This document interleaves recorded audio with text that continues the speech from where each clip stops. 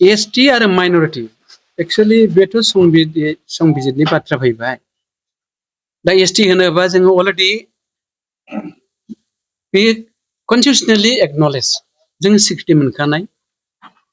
schedule caste and schedule tribe act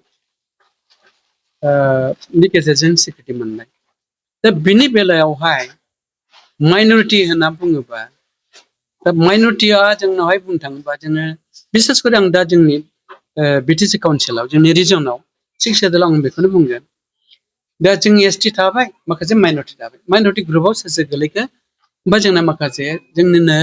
on जोंनि brothers जोंनिनो बर' माहारिनि जायफोर फंबायफोर जोंना ख्रिस्टियानिटी कमिउनिटिफोर दा बिसोरो दङ दा बेखौ जुदि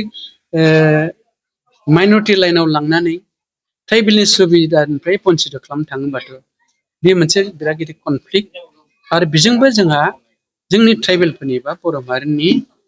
जे जोंनि गेजेराव मोजां जेनाखि थासारि लाबोनानै जों माबा मावनायनि हारिनि थाखाय बेवबो जोंहा मोनसे बादा फैनायखौ जों नुनो मोनो खिन्थु आं दिनै बुंगोन जोंनाव जायफोर एससी बिसोरो जाबाय माने हिन्दुइस्ट ग्रुपआव थाङो माने हिन्दु लाइनाव खिन्थु जों जायफोर एसटी जोङो खुनुदिन हिन्दुइस्ट नङा गतिके बेवहाय आङो दिनै जायफोर ट्राइबेल नर्थ इस्टनि आसामनि जोङो बिसेस करि ट्राइबेल स्वीकृति मोनखानाय संबिधाननि खिन्थु जोंनि नैबे प्लेन्स एलेका बिटिसि बिटिआरआव जोङो ट्राइबेल आरो माखासेया जाबाय माइनरिटी जेरै ख्रिस्टियानिटी कमिउनिटी बेवहाय जुदि जोंना माइनरिटी आरो ट्राइबेल बेखौ बिभाजन खालामोबा बोखावोबा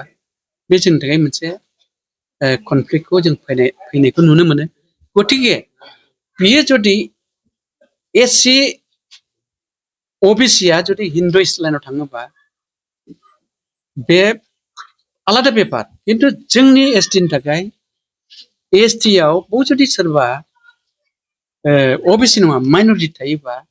जोंहा बेव हिन्दुनि खोथा गैया गतिके बियो जोंना मेन स्ट्रीम एसटीजोंनो जोंना थांगोन आरो दा बेवहाय माइनरिटी होननानै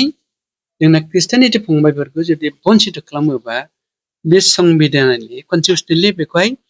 माने मा होनो बेखौ ल'खौहाय इगनर खालामनानै जोंखौहाय डिसक्रिमिनेसन लाइनाव लांनाय जागोन आरो बिनि थाखाय जोङो राफोद जोंनि सिन्ताधाराखौ लानानै बिनि प्रतिबादखौ जों खालामनो रोंनांगोन खौसेयै